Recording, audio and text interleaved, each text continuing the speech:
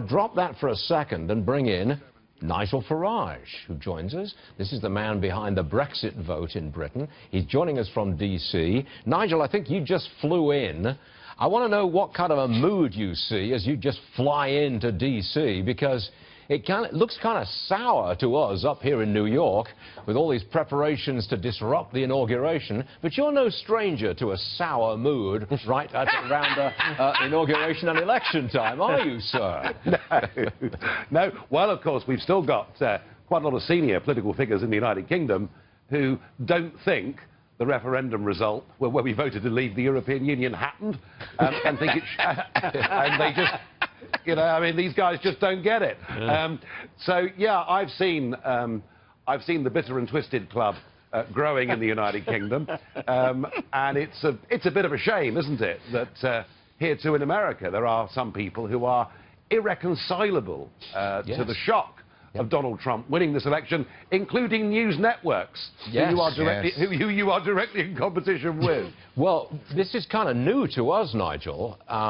The whole election process up to November of last year was an extraordinary event, and you were watching it. You were with Mr. Trump on some of his campaign speeches. And now, after the election, we find that the left simply cannot accept its defeat, doesn't understand why it was defeated. Why don't you set them straight? Now, that's what I want you to do, Nigel. You tell the left in America why they lost. Go ahead. Because people were sick to death of a career political class working hand in glove with big business, with big banks, in their own interests, who had completely lost touch with ordinary people, their hopes and aspirations. And I think that it's a phenomenon we've seen in Britain, it's a phenomenon we've seen in America.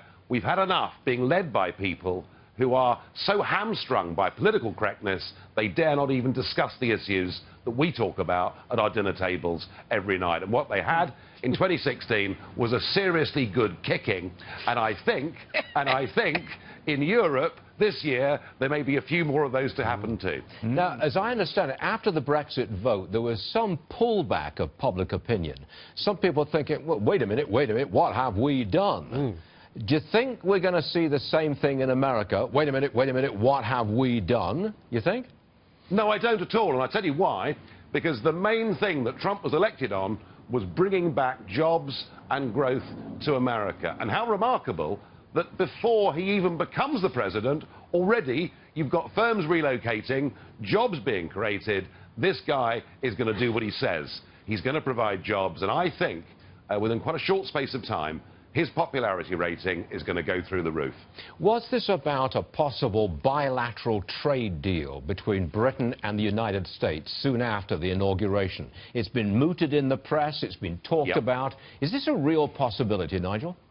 Oh, believe you me, a lot of the people around Trump want this to happen. You know, there's a lot of cross-investment between Britain and America, and we could put together a trade deal, not just on goods, but on financial services too, that would be mutually beneficial, good for growth, good for jobs, and I'd love to see it happen. And I've got a feeling, you know, I'm told by the bureaucrats in Brussels, and I'm told by, you know, civil servants in London, that it takes 5 years or 7 years or 10 years to do a trade deal. I think with this Trump administration, it could be done and dusted in the space of a few months, and I would welcome that. Nigel, hold on for a second. I'm going to go back to the hearing room.